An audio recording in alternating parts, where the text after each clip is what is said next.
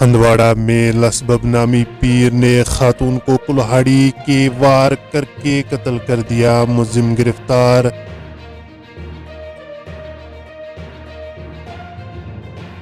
خاتون جو کہ غلام رسول عرف لسبب کی پیروکار تھی، صبح سویرے چوگل ہندواڑہ میں خود ساختہ پیر بابا کی رہائش گاہ پر پہنچی تھی۔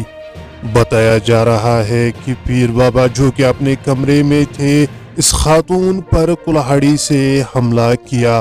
خاتون کے سر پر شدید چوٹ آئی اور اسے فوری طور پر government medical college GMC Handwara منتقل کیا گیا، لیکن وہ زخموں کی تاب نہ لاتے ہوئے چل بسی۔